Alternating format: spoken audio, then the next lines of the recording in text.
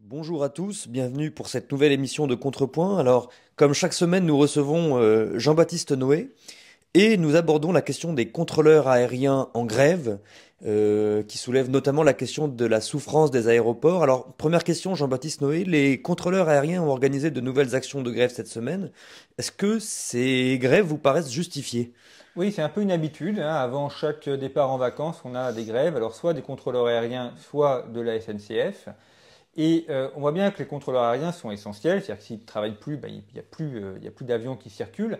Donc ça bloque complètement les aéroports. Et comme on va le voir au cours de cette émission, le problème c'est que non seulement ça bloque les aéroports, mais ce n'est pas que ça gêne uniquement les touristes ou les vacanciers, c'est que ça bloque aussi toute l'économie, puisque les aéroports sont essentiels au développement économique, notamment de certains territoires. Donc on a à chaque fois un chantage de personnes qui savent qu'elles sont indispensables et qui utilisent le fait qu'elles ne puissent pas être sanctionnées pour embêter et bloquer des populations et des territoires.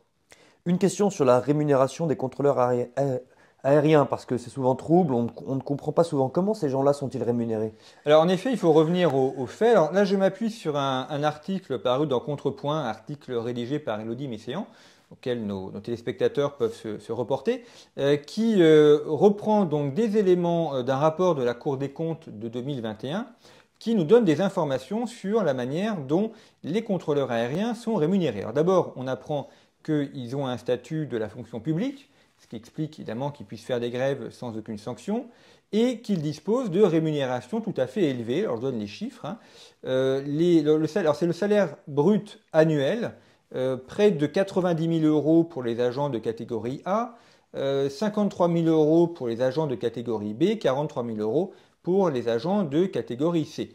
Donc ce sont des rémunérations qui sont largement supérieures à des fonctionnaires de même catégorie. Alors ça pourrait se justifier évidemment au regard de leur travail, mais ce n'est pas le cas.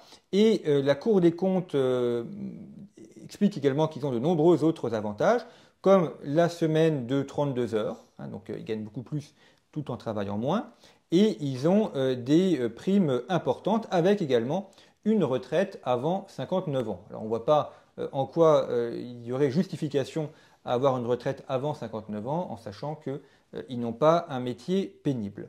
Et puis nous apprend également ce rapport de la Cour des comptes, en France, les contrôleurs aériens gèrent moins de passagers, hein. Donc le nombre de passagers par contrôleur aérien est 3 fois plus faible qu'au Royaume-Uni et 60% inférieur à celui des Américains.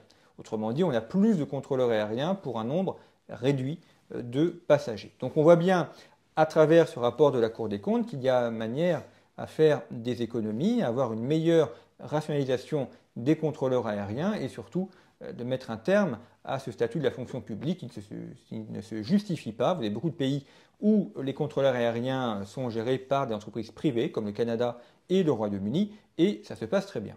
Jean-Baptiste Noé, selon vous, ces grèves menacent-elles la souveraineté française? Alors, tout à fait, parce que quand on a grève, donc arrêt du trafic aérien, on embête les passagers, on embête les touristes éventuels et ceux qui vont en vacances, ce qui est déjà quelque chose de très important. Mais en plus, on nuit à l'activité économique d'un territoire. En géopolitique, on étudie les espaces, les flux et les points. Et les aéroports, ce sont des points, c'est exactement comme les ports. La CGT et la structure des ports ont détruit le port de Marseille et ce faisant, ils ont détruit le territoire de Marseille. Quand vous avez un aéroport qui est bloqué, à Lyon, à Ajaccio, à Montpellier, vous portez nuisance à l'ensemble du tissu économique. Ce sont les professionnels qui sont bloqués, ce sont tous les métiers qui gravitent autour de l'aéroport, et pas ceux qui vivent directement de l'aéroport, mais tous ceux qui ont besoin de l'aéroport comme axe de communication et de circulation. Prenez par exemple l'aéroport Roissy-Charles de Gaulle, qui est l'un des premiers aéroports en Europe. Nous sommes sur 80 000 emplois directs. Donc c'est un immense bassin d'emploi. Et pour les aéroports de province, ce sont d'importants bassins d'emploi à l'échelle locale.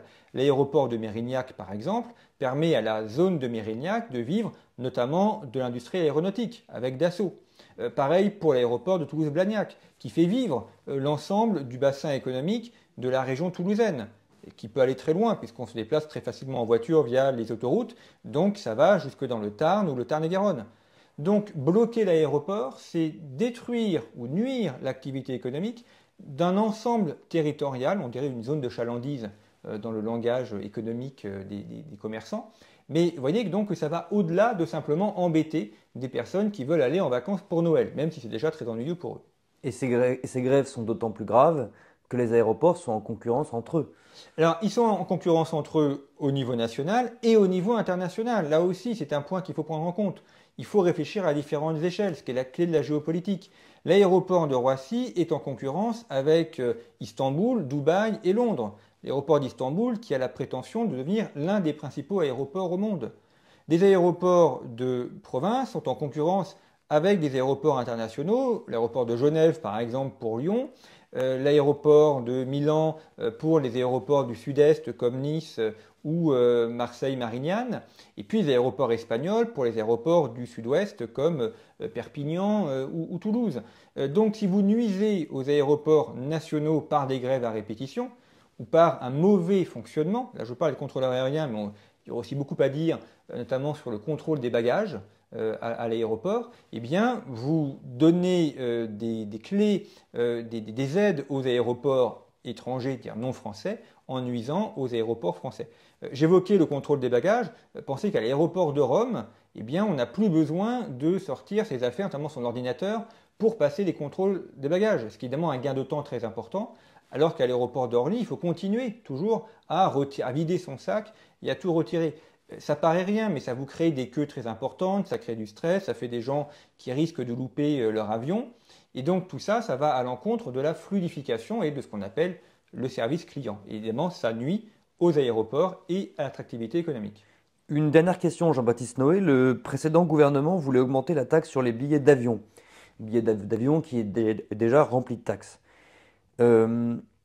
Cette mesure a-t-elle été avortée avec la chute du gouvernement et surtout en quoi est-ce qu'elle est un danger? Alors pour l'instant, elle est effectivement en suspens, donc ça c'est une bonne chose du renversement du gouvernement de Michel Barnier.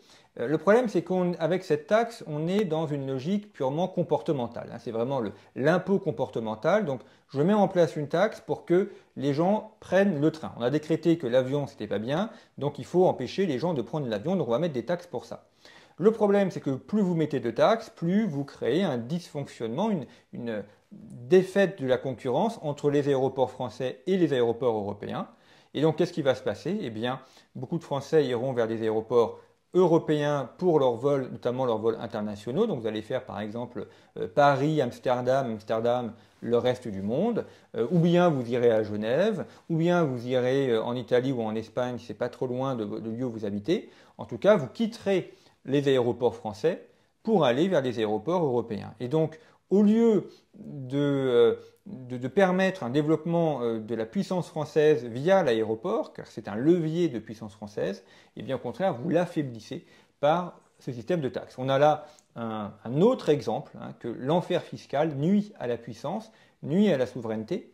Il y a une souveraineté libérale, ça existe. La souveraineté, ce n'est pas que du socialisme.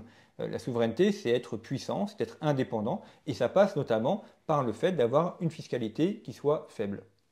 Merci Jean-Baptiste Noé. Merci à vous.